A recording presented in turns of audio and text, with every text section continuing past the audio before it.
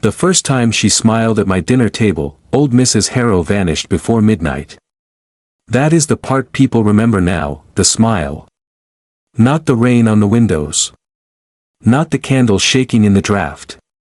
Not the way the whole town had already started whispering about locked doors and missing sons. Not the way my own hands would not stop trembling around a spoon. They remember her smile because it looked like mercy. And because later we learned how close mercy can look to hunger. My name is Elias Mercer. I live in a town called Briar Hollow. One road in. One road out. Pine trees on every side. Fog in the mornings. Silence after dark. We were not a town that used to fear the night. We were a town that feared drought. Crop rot. Winter fuel. Hospital bills. The ordinary cruelties of life. Then people started disappearing. At first it was Jonah Pike. A hunter who knew every trail in the hills. His truck found near Miller Creek. Engine still warm. Door open. Flashlight on the seat. No blood. No footprints. No sign of struggle. Just his hat lying in the mud like he had set it down and stepped out of the world. Then it was Lena and her boy Toby. Gone from their home with soup still on the stove. Front door locked from the inside when her brother came looking. Windows latched. Beds untouched. Their dog whimpering under the table. Then the blacksmith's daughter. Then the postman. Then a school teacher who had lived alone for 20 years and never missed a morning bell once in her life. The sheriff called it abductions. The pastor called it a trial. The men at the gas station called it something old and angry waking in the woods. I called it impossible. Because impossible things are easier to say than terrifying ones. I worked long days fixing engines and tractors in my shed at the edge of town. I kept to myself after my wife died 3 winters before. And if I am honest, I had become a man who listened more than he spoke. A man who let life pass by without asking too much from it. Then one evening, just before sunset, I found her by the side of the highway. She was sitting in the ditch like she had fallen out of a story no one else could read. Pale green skin. Silver hair covered in dust. Hands cut up. Bare feet bleeding. Shirt torn at the sleeve. And those ears. Long and pointed like something carved by an artist who had never seen a human face and got curious. I slammed the brakes so hard my truck fishtailed on the gravel. For 1 second I thought she was a girl in costume. Some injured tourist. Some prank. Some fevered dream from too many sleepless nights. Then she looked up at me. Her eyes were too dark. Not black exactly. But deep enough that the last of the daylight seemed to sink inside them. She did not beg. Did not cry. Did not speak at all. She only placed one hand on her chest like she was trying to remember what gesture meant safety. And then she smiled. That same angel smile. If you want the truth. I should have driven to the sheriff office. I should have called the town. I should have done every sensible thing a frightened man is supposed to do. Instead I wrapped my jacket around her shoulders and said, "Come on. I will help you." I still do not know if that was kindness. Loneliness. Or the first mistake that ruined everything. She rode home in silence. Watching trees and houses and power lines with the careful wonder of a child learning the shape of a world. But there was no childishness in her face. There was something older there. Something tired. Something held together by will alone. At the house she stepped inside and paused in the kitchen doorway. As if listening to the walls. To the pipes. To the ticking clock. To the memory that every house keeps after enough years of grief. I pointed to a chair and said, "Sit." I boiled water. Cleaned her cuts. Found one of my late wife's sweaters. And made stew I had cooked the night before. She watched everything. Every spoon. Every cabinet. Every movement of my hands. Like she was memorizing what being human required. When I set the food in front of her, she did not eat right away. She lifted the spoon. Breathed in the steam. And looked at me with that same small smile. Soft. Grateful. Almost holy. Then she said her first words. Safe here. Her voice was low and clear. Careful with each sound. As if she had learned English from radio static and old recordings. I asked her name. She touched her chest and said Mira. I asked where she came from. She looked toward the window where 3 missing posters fluttered in the draft and said. Far. That was all. I should tell you what the town looked like that night. Because fear changes a place before it changes people. Porch lights stayed on past midnight. Fathers sat in living rooms with shotguns across their knees. Mothers tied bells to doors. Teenagers stopped sneaking out. Children slept in their parents' beds. And every conversation ended the same way. Lock it twice. Call if you hear anything. Do not go outside alone. At my table. With a candle between us. Mira ate like someone who had not seen warm food in days. Slow at first. Then with sudden hunger. But neat. Always neat. Always gentle. Like even starving, she was trying not to offend the world. I caught myself watching her too long. Not because she was beautiful. Though she was. In a strange, impossible way. But because she made the room feel wrong and peaceful at the same time. Outside. A truck rolled by slow. Headlights crossing the window. Lighting up the missing posters.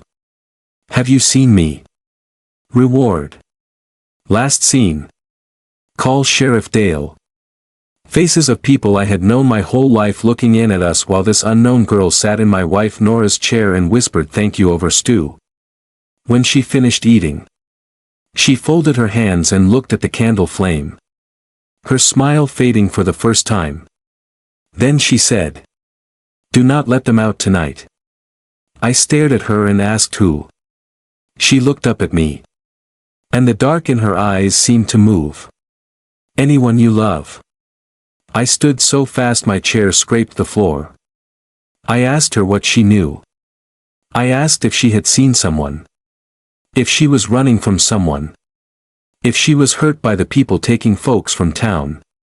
She flinched at the word taking. Not fear exactly. More like shame. Before she could answer. Someone pounded on my front door. 3 heavy knocks. Then Sheriff's voice shouting. Elias, open up. Mira turned toward the sound and froze. All color draining from her face. Which I did not even know was possible because she already looked like moonlit stone. I had 1 second to decide. I pointed toward the pantry and whispered stay quiet. She moved faster than I thought a wounded person could move. No stumble. No sound. 1 breath and she was gone into the dark corner by the shelves. I opened the door and Sheriff Dale pushed in with Deputy Rowan behind him. Both armed. Both wet with rain. Both looking like men who had not slept in a week. Dale asked if I had seen anyone on the road. Heard anything strange. Lights in the tree line. Animals acting wrong. I said no. Too quickly maybe. Because he narrowed his eyes and stepped inside without waiting. He looked at the 2 bowls on the table. 2 glasses. 2 spoons. You having company, Elias? My mouth went dry. I said I was not hungry earlier and reheated old stew. Used another bowl for cooling. Stupid answer. Thin as paper. Then Rowan said. Mrs. Harrow is missing. The room went silent except for rain tapping the glass. I asked when. Dale said maybe 20 minutes. Neighbor saw her in her kitchen window. Went over to bring medicine. Back door open. Lights on. House empty. 20 minutes. Mira had been in my house for nearly an hour. My heart started hammering so hard I thought they would hear it in the pantry. Dale kept looking around. At the curtains. At the muddy floor by the sink. At the jacket hanging on the chair. My jacket. The one I had wrapped around Mira. I told him I had tracked in mud from the shed. I told him he could check if he wanted. I told him whatever lies came fastest because the truth had become too tangled to touch. They finally left after warning me again to lock up and stay armed. When the truck lights disappeared down the road, I shut the door and leaned against it, breathing like I had outrun a fire. Mira stepped from the pantry, eyes full of something worse than fear. I did not ask calmly this time. I said, "Tell me what is happening now." She looked toward the missing posters and then at me. And when she spoke her voice shook. "It comes when I sleep." The candle hissed. The house creaked. And for a moment I thought I had heard her wrong. "What comes?" She pressed both hands to her temples like she was holding something inside her skull. "The one that wears me." I wish I could tell you I understood then. That I was brave. That I asked all the right questions and saved the town before dawn. I did none of that. I stared at her and felt anger rise because fear always looks for someone to become angry at. "You are telling me a thing wears you and steals people while you sleep." Her eyes filled with tears. Real tears. And she nodded. "I run from town to town. I try not to stop. I try not to sleep near people. But I was hurt. I was so tired. I thought I could stay awake." Her hands were shaking now. Her whole body shaking. And still her voice stayed quiet. "If it finds your town strong enough, it feeds longer." I wanted to throw her out. Wanted to drag her to the sheriff. Wanted to believe she was insane. Or lying. Or part of some cult. Anything easier than what she was saying. Then I saw something in her wrist. Half hidden under Nora's sweater cuff. A ring of scars. Old and deep. Like someone had bound metal around her skin for years. There were more scars at her neck. Thin silver lines disappearing under the collar. Not cuts. Not burns. Marks of restraint. Of use. I asked, "Who did this to you?" Her answer came like a whisper from a grave. "The people who learned how to keep it hungry.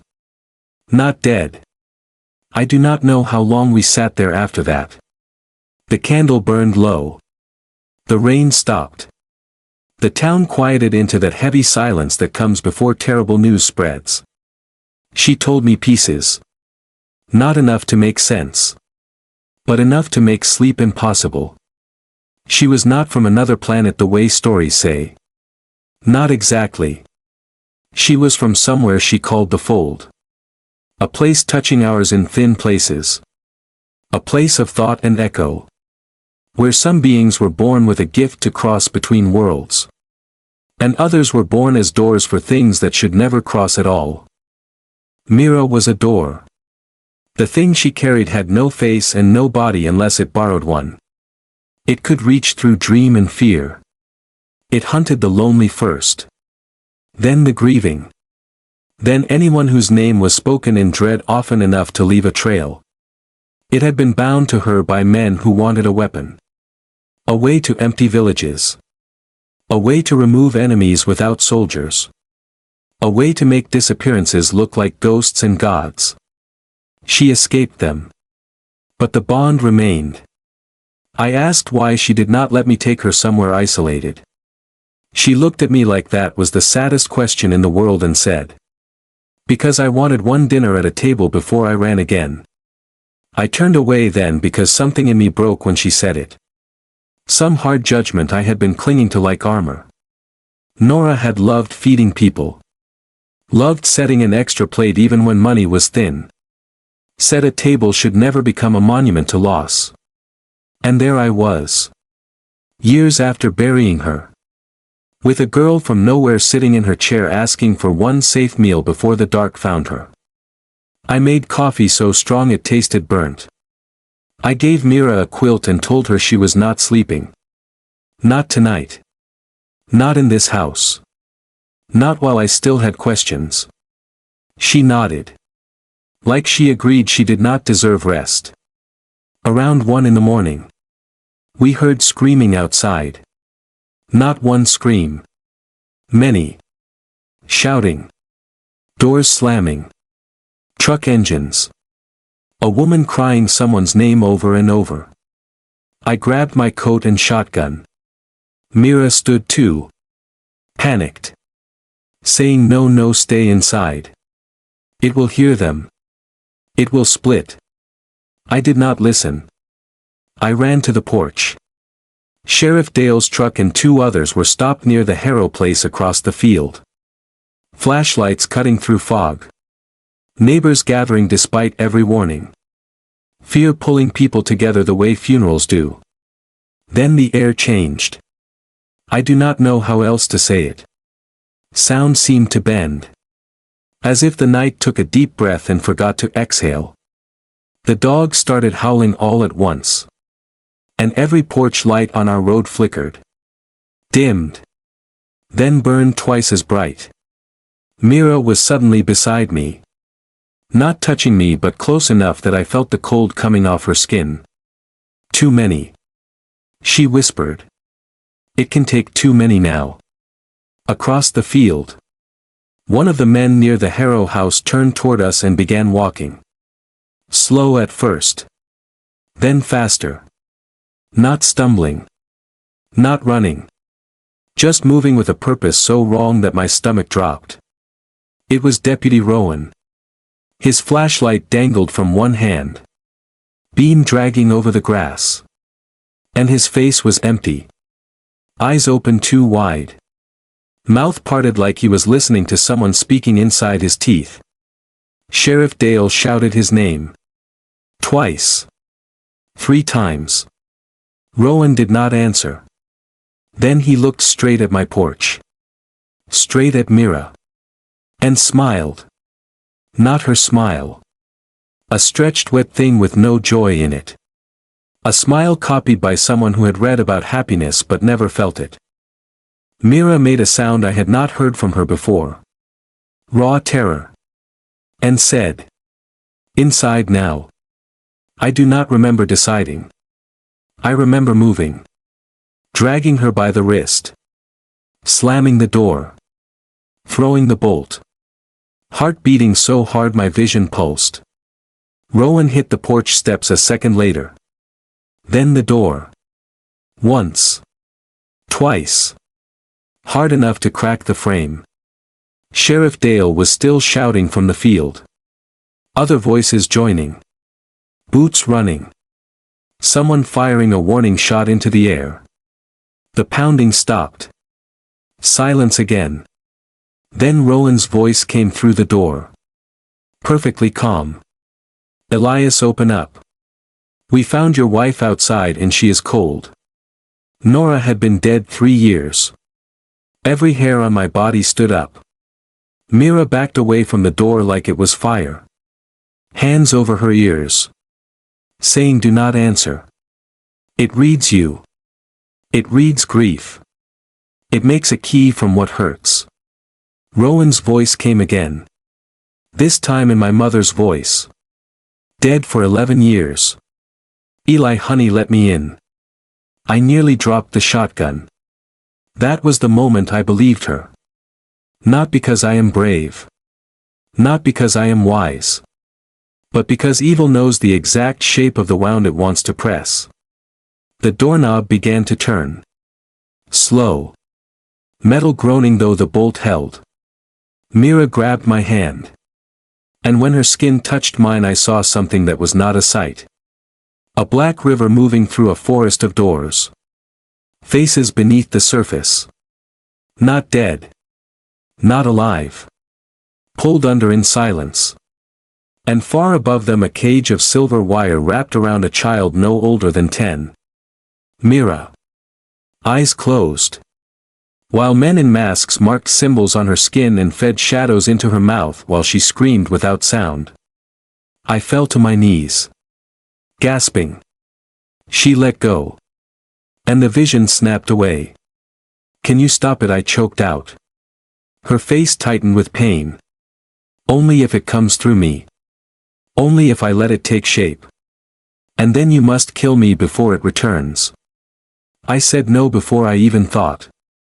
Because some answers come from the soul faster than the mind.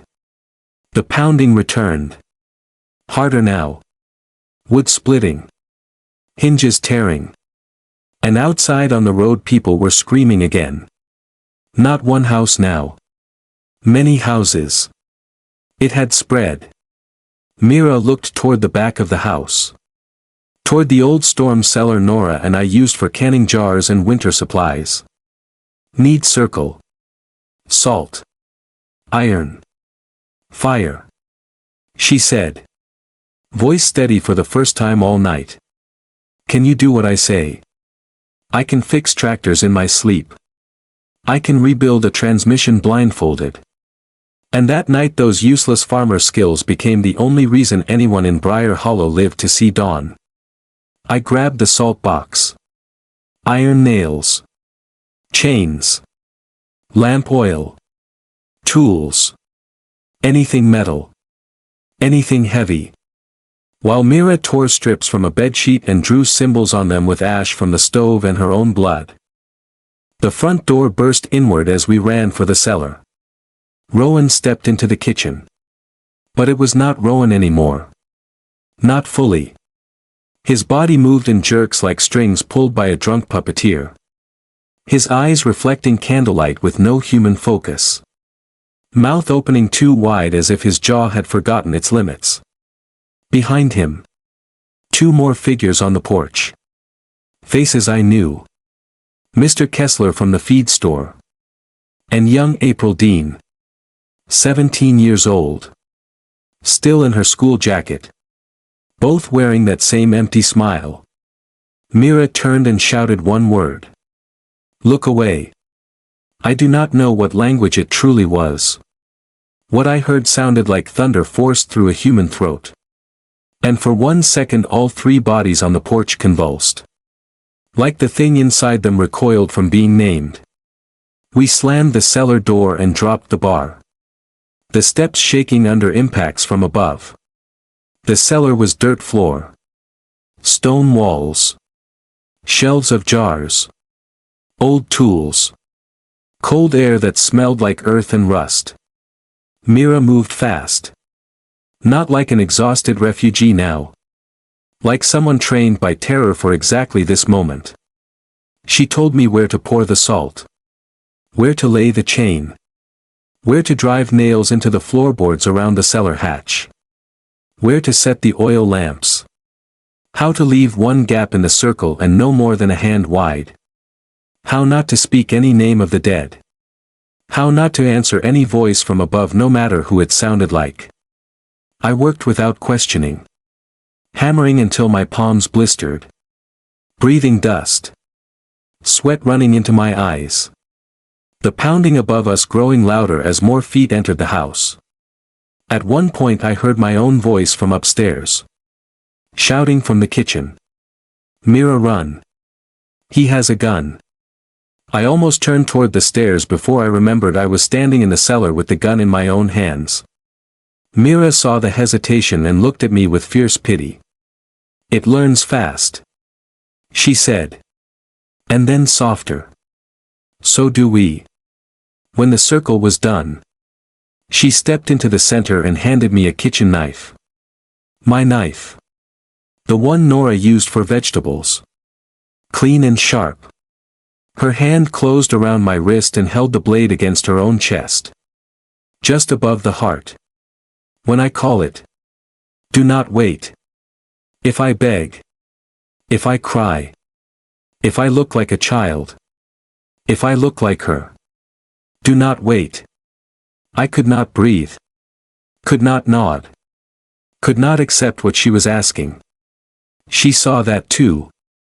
And for the first time since I found her. Her angel smile returned. But now I understood it. It was not innocence. It was courage worn gently so others would not panic. Elias. You gave me a table. You gave me warm food. You let me be a person for one evening. Do not let that be for nothing. The cellar hatch exploded open above us with a crash. Wood splinters raining down. Boots on the steps. 3 of them. 5. More. Mira stepped into the circle and began to sing. It was not beautiful. Not in any human way. It was a low vibrating sound that made the lamp flames bend inward and the nails in the floor hum like trapped bees. The figures on the stairs stopped. The temperature dropped so fast my breath turned white. Then the dark moved. Not darkness like absence of light. Darkness like liquid thought. Pouring out of the bodies on the stairs in long strands. Dragging itself toward Mira across the cellar floor while the men and women it left behind collapsed gasping and weeping.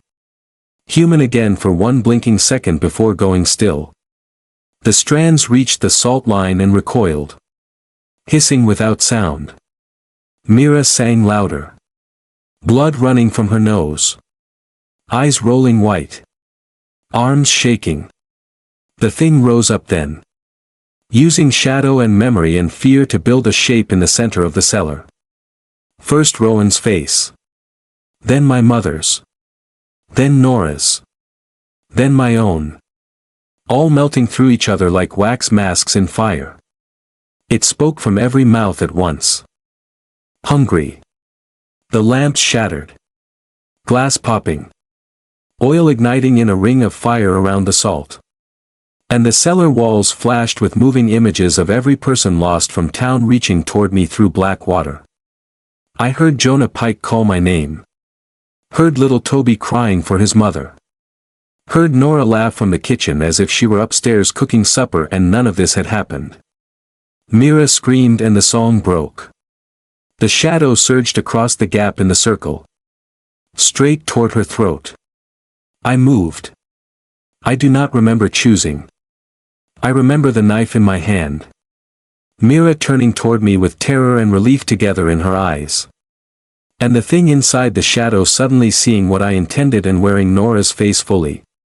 Nora as she looked the week before she died. Tired. Beautiful. Reaching for me. Eli, please. I drove the knife forward. Mira gasped. Body arching once. And for an instant the whole cellar went silent. The kind of silence that exists before a church bell cracks the air. Then light burst from her chest. White at first. Then silver. Then colors I still cannot name. Threading through the shadow like spears through smoke. Tearing it apart from the inside while it screamed in all the voices it had stolen. The stone walls shook. Jars shattered. Earth rained from the ceiling. And every body on the stairs cried out as if waking from a nightmare too deep to remember. I fell backward. Covering my face from heat and cold hitting at the same time. My ears ringing. My throat full of dirt and tears and the taste of metal. When it was over. The fire was out. The cellar was dark except for one cracked lamp still burning low.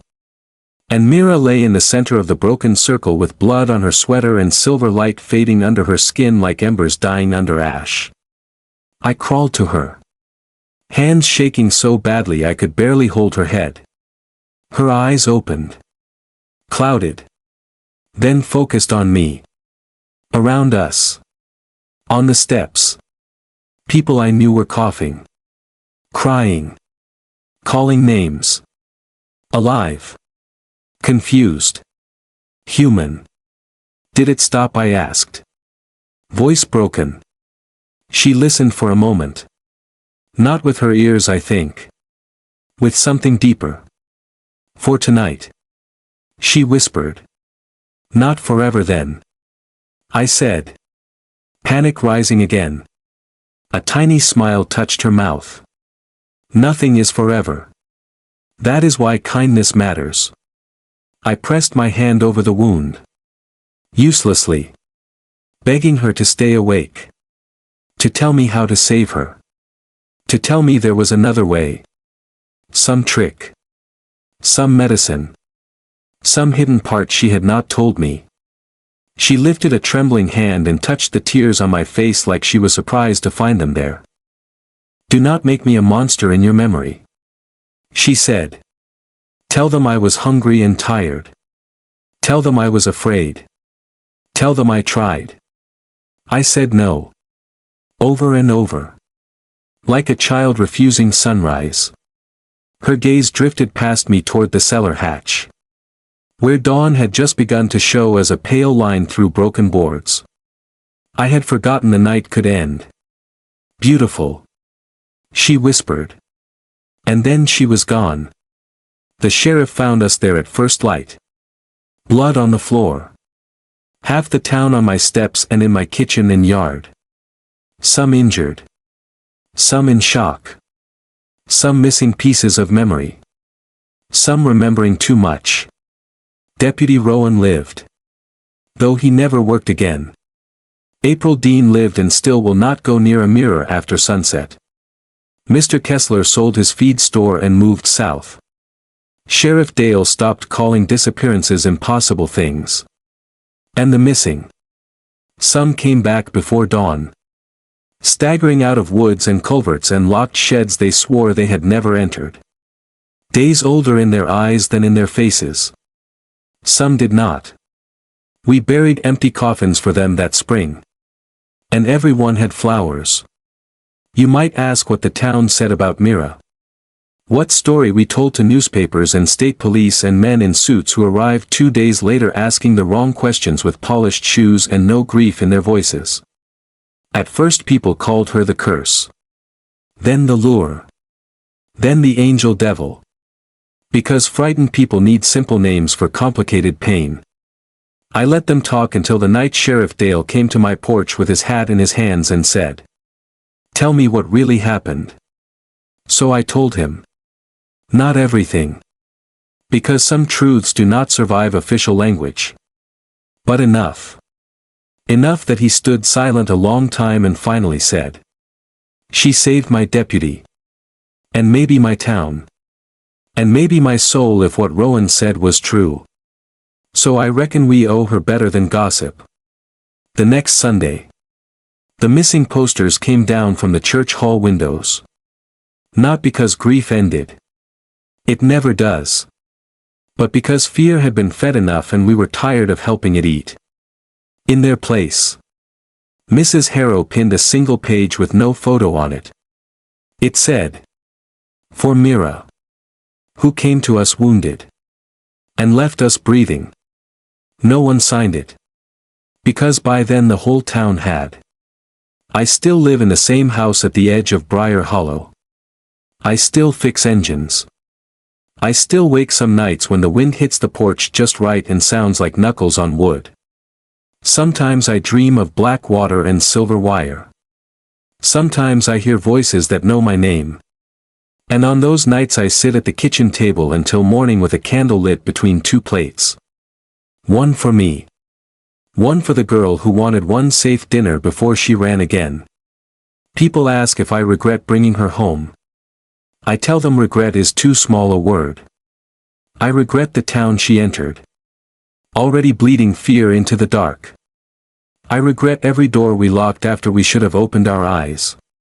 I regret that kindness arrived in my life wearing a hunted face and had to die to be believed. But bringing her home?